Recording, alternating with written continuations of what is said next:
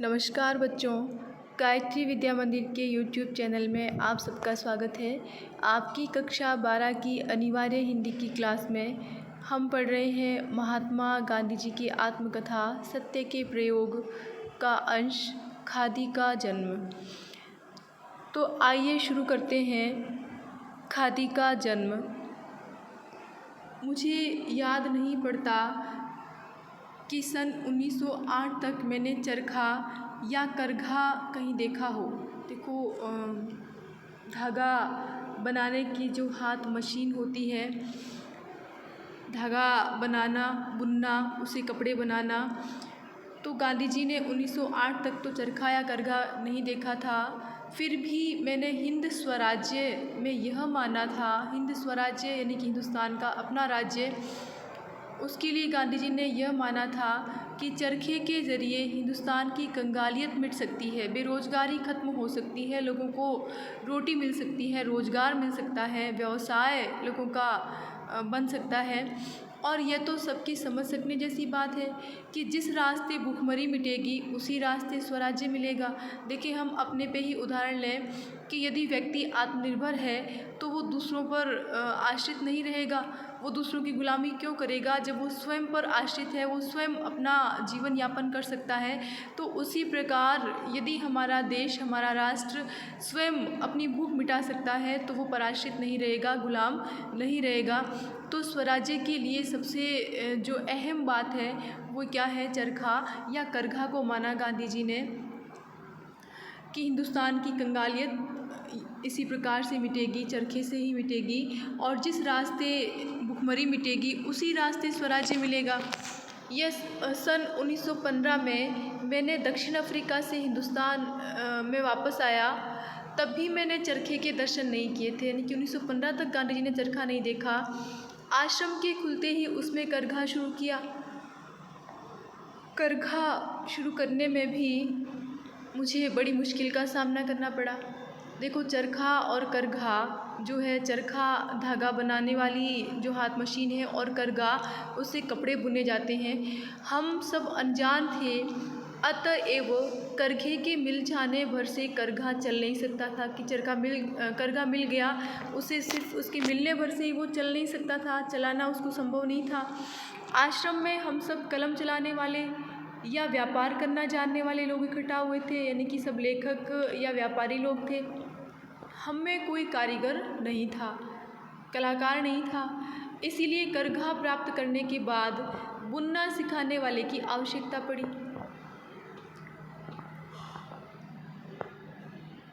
काठियावाड़ और पालनपुर से करघा मिला और एक सिखाने वाला आया, लेकिन देखो उसने क्या किया है सिखाने वाले ने, उसने अपना पूरा हुनर नहीं बताया।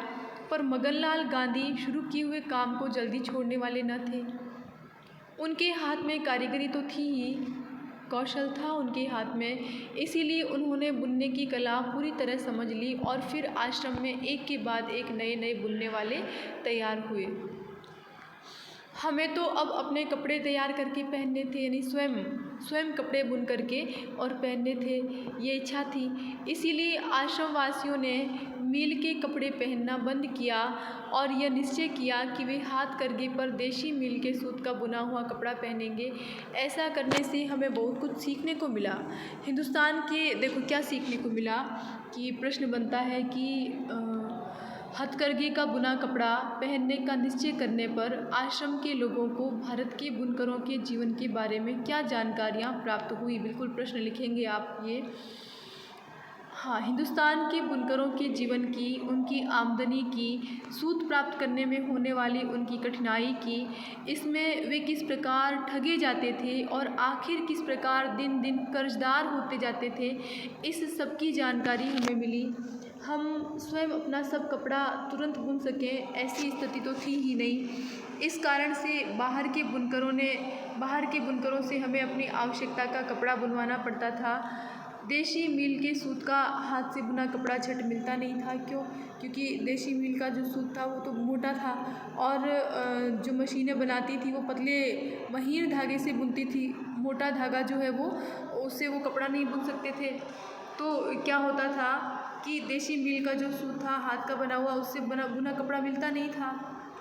क्योंकि मोटे सूत का कपड़ा बुनना आसान कार्य नहीं था। इसके लिए विदेशी मिलों का जो सूत था, जिसका महीन धागा रहता था, उसी का बुना हुआ कपड़ा मिलता था। तो बुनकर सारा अच्छा कपड़ा विलायती सूत का ही बुनते थे, क्योंकि हमारी मिलें महीन सूत काटती न थी। आज भी वे महीन सूत अपेक्षाकृत कम ही काटती है। आप देखते होंगे कि जो ओरिजिनल जो सूत होता है, कॉटन होता है, उसका जो कपड़े का जो रेशा होता है वो मोटा होता है। आपने देखा होगा, नोटिस किया होगा इस बात को। तो क्या होता है कि आज भी हमारी जो मिलें हैं वो सूत, देशी मिलें जो है वो बहुत मोटा धागा काटती है, बहुत महीन तो काट ही नहीं सकती। बड़े प्रयत्न के बाद कुछ बुनकर हाथ लगे जिन्होंने देशी सूत का कपड़ा बुन देने की मेहरबानी की। नहीं तो क्या होता था, नहीं तो सारे बुनकर जो है वो विदेशी मिलों के सूत का कपड़ा बुनते थे। इन बुनकरों को आश्रम की तरफ से ये गारंटी देनी पड़ी थी कि देशी सूत का बुना हुआ कपड़ा खरीद लिया जाएगा, तब जाकर के वे राजी हुए कपड़ा बुनने के लिए, देशी सूत का कपड़ा बुनने के लिए तैयार हुए। इस प्रकार विशेष रूप से तैयार कराया हुआ कपड़ा बुनवाकर हमने पहना और मित्रों में उसका प्रचार किया। यूँ हम काटने वाली मिलों के अवैतनिक एजेंट बने। वो कैसे कि भाई उनको पहले से ये बताया कि भाई आप जितना कपड़ा बुनोगे हम खरीद लेंगे। तो मिलों के संपर्क में आने पर, देखो मिलों के संपर्क में आने पर भी उन्हें क्या जानकारी मिलती है, क्या पता चलता है। मिलों के संपर्क में आने पर उनकी व्यवस्था की और उनकी लाचारी की जानकारी हमें मिली। हमने देखा कि मिलों का ध्येय खुद काटकर खुद ही बुनना था। वे हाथ करघों की सहायता स्वेच्छा से नहीं बल्कि अनिच्छा से करती थी। क्या करते थे वे, यानी कि वे अपनी इच्छा से हाथ करघों की सहायता नहीं करते थे, बल्कि किसी व्यवस्था के कारण या अनिच्छा से करते थे। यह सब देखकर हम हाथ से काटने के लिए अधीर हो उठे। देखो प्रश्न बनता है कि आश्रम के लोग हाथ से सूत काटने के लिए अधीर क्यों हो गए। तो देशी सूत से करघे पर कपड़ा बुनकर देने वाले बुनकर बड़ी कठिनाई से मिले। उनको ये गारंटी देनी पड़ी कि देशी सूत का बुना हुआ कपड़ा आश्रम द्वारा खरीद लिया जाएगा। इन सारी कठिनाइयों के कारण आश्रमवासी जान गए कि बिना हाथ से सूत काटे स्वदेशी वस्त्र पहन पाना संभव नहीं होगा। इसीलिए वे ये सब देख कर के वे हाथ से काटने के लिए अधीर हो उठे। हमने देखा कि जब तक हाथ से काटेंगे नहीं तब तक हमारी पराधीनता बनी रहेगी, यानी कि दूसरों पर हमें आश्रित रहना पड़ेगा। मिलों के एजेंट बनकर हम देश सेवा करते हैं ऐसा हमें प्रतीत नहीं हुआ, यानी कि उन मिलों के एजेंट बनकर के देश की सेवा हो रही ये नहीं लगा उन्हें। लेकिन न तो कहीं चरखा मिलता था और न कहीं चरखे का चलाने वाला मिलता था। कुकड़ियाँ आदि भरने के चरखे तो हमारे पास थे, कुकड़ियाँ भरने के यानी कि उसके ऊपर धागा भरने के, पर उन पर काटा जा सकता है इसका तो हमें ख्याल ही नहीं था, यानी कि इन्हें जानकारी नहीं थी। कहने का आशय ये चरखे के विषय में। एक बार कालिदास वकील एक बहन को खोज कर लाए। उन्होंने कहा कि ये बहन सूत काट कर दिखाएगी। उसके पास एक आश्रमवासी को भेजा जो नए काम सीख लेने में बड़े होशियार थे, पर हुनर उनके हाथ न लगा, यानी कि लेकिन कला को वो सीख नहीं पाया। दिन तो बीते जा रहे थे, मैं अधीर हो उठा। गांधी जी क्यों अधीर हो गए थे? चरखा सीखने के लिए।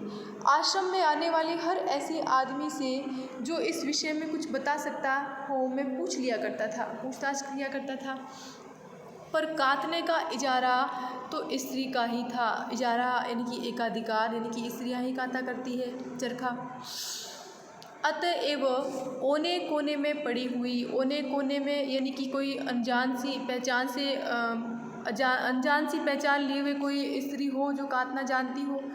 हाँ, ओने कोने में पड़ी हुई काटना जानने वाली स्त्री तो किसी स्त्री को ही मिल सकती थी। सन 1917 में मेरे गुजराती मित्र मुझे भड़ौंज शिक्षा परिषद में घसीट ले गए थे यानी कि ज़बरदस्ती लेकर गए थे, अनिच्छा से गए थे गांधी जी वहाँ। और वहाँ महासाहसी विधवा बहन गंगाबाई मुझे मिली। बहुत अधिक साहसी गंगा बहन जो विधवा थी, गांधी जी उनसे मिले।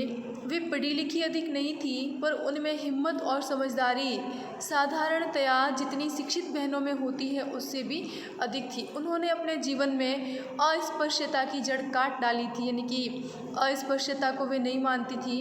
वे बेधड़क दलितों से मिलती और उनकी सेवा करती थी।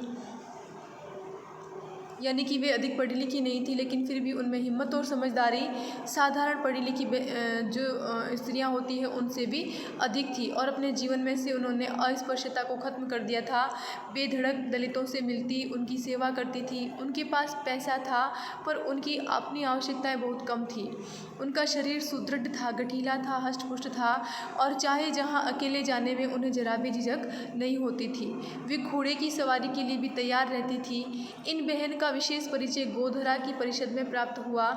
अपना दुख मैंने उनके सामने रखा और दमयंती जिस प्रकार नल की खोज में भटकती थी, उसी प्रकार चरखे की खोज में मैं भटकने की प्रतिज्ञा करके उन्होंने मेरा बोझ हल्का कर दिया। देखो यहाँ पर नल दमयंती की अंतरकथा भी का भी जिक्र कर दिया है।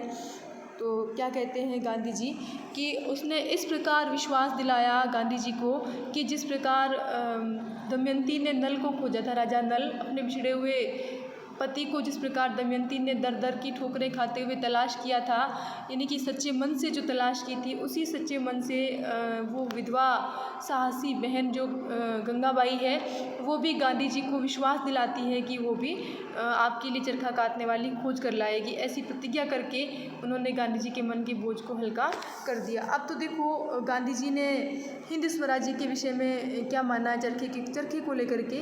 तो गांधी जी ने लिखा था कि चरखे के माध्यम से भारत की गरीबी दूर हो सकती है। यानी कि गांधी जी ने चरखे को ही भारत में स्वराज्य लाने का माध्यम माना। चरखा भुखमरी को रोकेगा। कैसे? जब लोग आत्मनिर्भर बन जाएंगे, चरखे से कातेंगे, स्वयं कात करके कपड़ा पहनना शुरू कर देंगे, तो इस प्रकार उन्हें रोज़गार भी मिल जाएगा और उन्हें दूसरों पर आश्रित भी नहीं रहना पड़ेगा। तो देखें, हम बात करते हैं प्रश्नों की। गांधी जी ने हिंद स्वराज्य में चरखे के बारे में क्या माना था? तो गांधी जी ने लिखा था कि चरखे के माध्यम से ही भारत की गरीबी दूर हो सकती है, अभी बात की थी हमने, और चरखा ही भारत में स्वराज्य लाने का माध्यम भी बनेगा। चरखा भुखमरी को रोकेगा और भुखमरी न रहने पर भारतवासी स्वराज्य प्राप्ति के लिए प्रयत्नशील बनेंगे। फिर देखिए अगला प्रश्न, आश्रम में करघा लगाने को लेकर गांधी जी के सामने क्या कठिनाइयाँ आई? तो गांधी जी के आश्रम में करघे से वस्त्र बुनने का कार्य कोई व्यक्ति नहीं जानता था। वहाँ सभी पढ़ने लिखने वाले और व्यापार करने वाले लोग थे। करघा मिला तो उसे चलाना सिखाने वाले की आवश्यकता हुई। एक सिखाने वाला भी मिल भी गया तो उसने पूरा काम नहीं सिखाया। मगनलाल गांधी की सूझबूझ और परिश्रम से करघा चलना शुरू हुआ। अब देखें, आश्रम वासियों ने कपड़े पहनने के बारे में क्या निश्चय किया, इसके पीछे उनकी क्या भावना थी। करघा चलना प्रारंभ हो जाने पर सभी आश्रम वासियों ने निश्चय किया कि वे हथकरघे पर देशी मिल के सूत से बुना गया कपड़ा ही पहनेंगे। इस निश्चय के पीछे स्वावलंबन के साथ साथ देश प्रेम की भावना भी थी। इससे विदेशी कपड़ों पर निर्भरता भी दूर होती।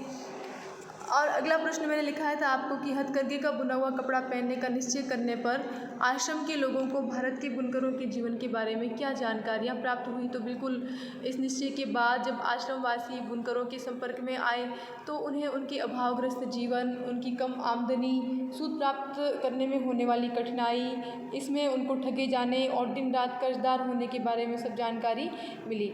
फिर देखो प्रश्न की बात हुई थी हमारे, आश्रम के लोग हाथ से सूत काटने को अधीर क्यों हो गए? क्योंकि देशी सूत से करघे पर कपड़ा बुनकर देने वाले बुनकर बड़ी कठिनाई से मिलते थे। उनकी ये गारंटी उनको देनी पड़ी कि देशी सूत का बुना हुआ कपड़ा आश्रम द्वारा खरीद लिया जाएगा। इन सारी कठिनाइयों के कारण आश्रमवासी जान गए कि बिना हाथ से सूत काते स्वदेशी वस्त्र पहन पाना संभव नहीं होगा। अब देखिए अगला प्रश्न कि खादी का जन्म कैसे हुआ? सत्य के प्रयोग पाठ के आधार पर लिखिए। तो खादी का जन्म गांधी जी और आश्रमवासियों की विचारधारा और कठिन प्रयासों से हुआ। गांधी जी को ये प्रश्न बिल्कुल आ चुका है माध्यमिक शिक्षा बोर्ड 2019 के पेपर में कि गांधी जी की मान्यता थी कि चरखे से सूत काटने और वस्त्र बुनने से ही भारत की गरीबी दूर होगी। आश्रमवासियों को ये विचार भी आ गया। उन्होंने हथकरघे से बुने हुए वस्त्र ही पहनने का संकल्प ले लिया। तो इस कार्य में गंगूबाई का सहयोग भी महत्वपूर्ण था।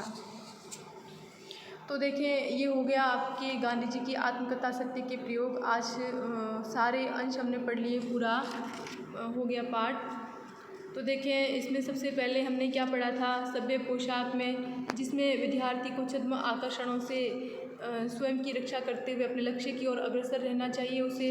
उसके बाद हमने पढ़ा था बलवान से भिड़ंत, जिसमें हमने क्या पढ़ा था, बलवान से भिड़ंत यदि कि अत्याचार करने वाला चाहे कितना भी शक्तिशाली क्यों ना हो, व्यक्ति को उसका विरोध अवश्य करना चाहिए। फिर उसके आगे हमने पढ़ा था आत्मिक शिक्षा की, जिसमें गांधी जी विद्यार्थी को पीटने की बजाय पुस्तकों के बजाय, धार्मिक शिक्षा की बजाय विद्यार्थी को आत्मिक शिक्षा, शिक्षक के चरित्र और आचरण में सुधार ला करके देने के पक्षधर हैं बिल्कुल। और उसके बाद हमने पढ़ा शांति निकेतन, जिसमें गांधी जी ने आत्मनिर्भर बनने के लिए क्या किया, आत्मनिर्भर बनने के लिए सभी से, यानी कि गांधी जी ने इस बात पर बल दिया कि व्यक्ति को आत्मनिर्भर बनना चाहिए, अपने स्वयं के कार्य स्वयं के द्वारा किए जाने चाहिए, इसी में स्वराज्य की चाबी मौजूद है। उसके बाद अब हमने पढ़ा है आज की वीडियो में खादी का जन्म, जिसमें गांधी जी ने चरखे को हिंद स्वराज्य के लिए आवश्यक माना कि भारत की कंगालियत, हिंदुस्तान की कंगालियत चरखे के माध्यम से ही मिट सकती है, क्योंकि चरखा भुखमरी को रोकेगा, और जब भुखमरी नहीं रहेगी तो भारतवासी स्वराज्य प्राप्ति के लिए क्या करेंगे, प्रयास करेंगे। तो ये हो गया आपके सत्य के प्रयोग पाठ कंप्लीट। आइए बात करते हैं हम पाठ्य पुस्तक के प्रश्नों की। तो देखें,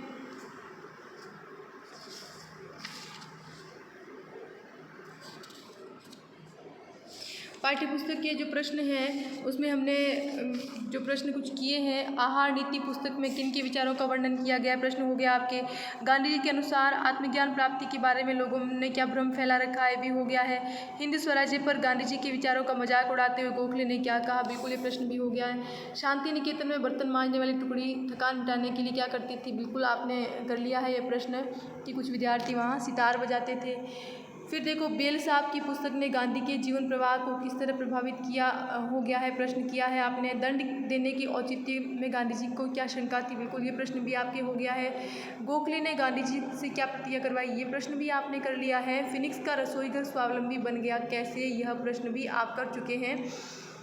गांधी जी ने, देखिए निबंधात्मक प्रश्नों की बात करते हैं, गांधी जी ने सभ्य बनने के लिए जो प्रयोग किए उन्हें अपने शब्दों में लिखिए, बिल्कुल ये प्रश्न भी आप कर चुके हैं।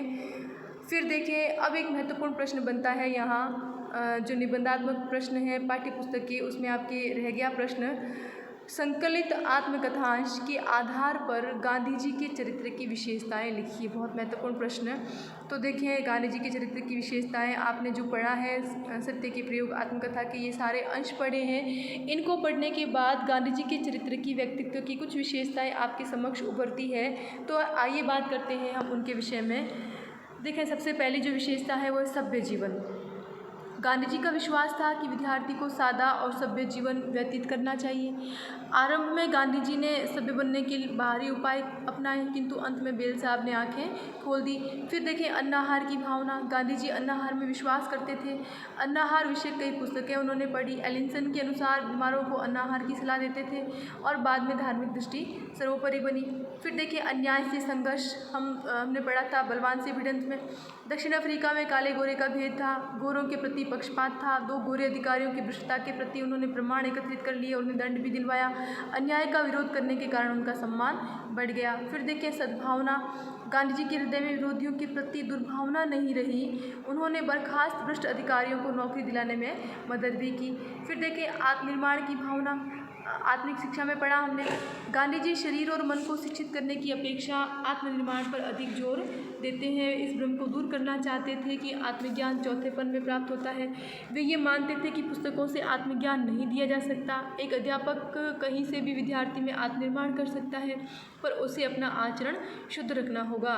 फिर स्वावलंबन की भावना हमने पढ़ा चरखे, उसमें शांति निकेतन में गांधी जी व्यक्ति को स्वावलंबी बनाना चाहते थे। उनकी प्रेरणा से शांति निकेतन में विद्यार्थियों और अध्यापकों ने रसोई का काम संभाल लिया।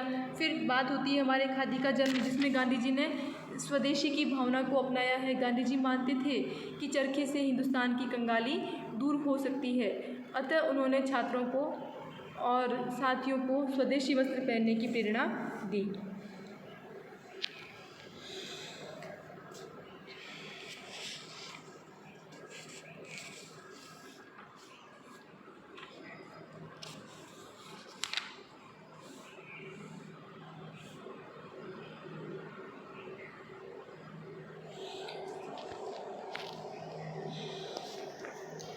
तो आप जो प्रश्न आपको लिखाए गए हैं, जो पाठ्य पुस्तक के प्रश्न हैं, बिल्कुल आप सारे के सारे प्रश्न आप अपनी अभ्यास पुस्तिका में बहुत सुंदर लिखावट में रुचि के साथ करें। धन्यवाद।